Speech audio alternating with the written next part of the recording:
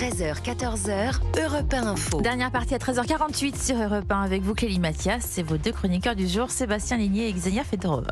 On va parler de ce plan de paix entre l'Ukraine et la Russie, un plan de paix qui a été élaboré à l'origine entre les Américains et les Russes, qui correspondait à la version dite maximaliste des revendications russes, et puis il a été amendé, il est en cours, de modification par les Européens pour aller un peu plus dans le sens de Kiev. Et je lisais une interview de François Heisbourg ce matin dans le Figaro. François Heisbourg est conseiller spécial pour la Fondation pour la recherche stratégique, et il dit: on prétend imposer la paix à un pays qui n'a pas été vaincu sur le champ de bataille. C'est une autre façon pour la Russie de gagner cette guerre. Qu'en pensez-vous, Xenia Fedorova? Je pense que c'est faux. Seulement parce que la réalité des terrains, c'est que la Russie continue à gagner. Si c'était l'Ukraine qui avançait sur les terrains, on pourrait dire qu'on impose la paix, mais aujourd'hui, c'est une façon de sauver on peut sauver l'Ukraine, parce que si, par exemple, imaginons pour un instant qu'il n'y a pas d'accord de paix aujourd'hui. Par exemple, le plan qui est proposé par les Européens et l'Ukraine, qui la Russie n'a pas encore vu selon les rapports des médias, la Russie n'accepte pas. Dans ces cas, ce qui se passe, le conflit continue, la Russie continue. Aujourd'hui, l'Ukraine n'est plus des hommes. L'Ukraine est dans la situation des faillites. L'Ukraine a besoin d'argent. L'Ukraine a besoin d'armement. Et le plus grand problème, c'est les hommes, le manque des hommes.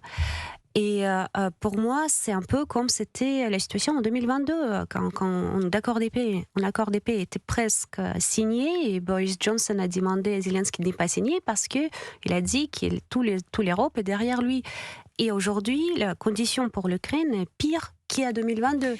Donc un jour, on peut revenir sur le sujet de paix, mais je pense que les conditions seront différentes. Et je pense que cette idée que l'Ukraine peut gagner aujourd'hui, c'est très exagéré. Mais c'est exagéré. Alors, je vais poser ma question différemment. L'Ukraine n'a pas gagné cette guerre, vous nous le dites, mais est-ce qu'elle l'a perdue? Je pense qu'elle est en train de les perdre. C'est ce que la réalité de terrain nous dit, parce que évidemment ils sont en train de perdre tous les territoires des Donbass. La Russie avance beaucoup plus vite aujourd'hui qu'hier. Et juste pour dire, sur les plans, normalement c'est basé sur les échanges des Anchorage, Alaska, qui étaient les échanges entre Donald Trump et Vladimir Poutine. Où déjà Donald Trump, selon Vladimir Poutine, a demandé à la Russie de montrer une sorte de flexibilité, et je pense que c'était un plan qui était acceptable.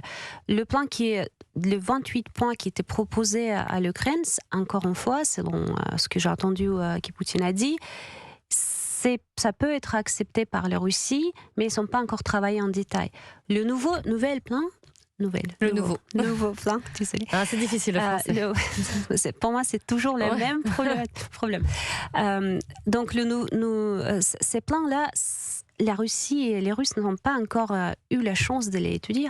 Et donc, si c'est quelque chose qui est no-go pour la Russie, qu'il y a des lignes rouges, dans ces cas, on se trouve encore dans la même situation.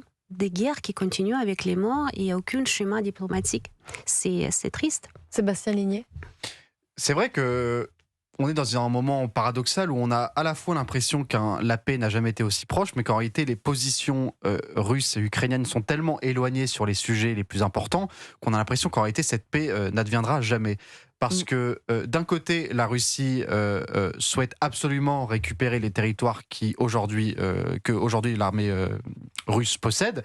Et en effet, là où je rejoins Xenia, c'est que ça paraît totalement impensable que l'armée ukrainienne mène une contre-offensive qui récupérerait une partie du Donbass. Aujourd'hui, une partie des territoires de l'Est ukrainien sont perdus et appartiennent de facto à la Russie. Donc ça, il va falloir que l'Ukraine l'accepte, en effet. Le problème, c'est que la Russie souhaite aussi une démilitarisation importante des forces ukrainiennes. Et là, en revanche, d'un point de vue ukrainien, mais même d'un point de vue européen, on ne peut pas souhaiter le fait que la Russie accepte de céder des territoires et qu'en plus, elle enlève jusqu'à 1/3 de son armée, comme demande la Russie et comme l'évoquait le premier plan de paix développé par les D'où le terme de États-Unis. capitulation employé Exactement. par Emmanuel Donc, Macron. en fait, il va falloir que chaque partie concède et fasse un pas vers l'autre. C'est-à-dire qu'il va falloir que l'Ukraine, un jour ou l'autre, accepte le fait que certains territoires sont perdus et appartiennent de fait à la Russie.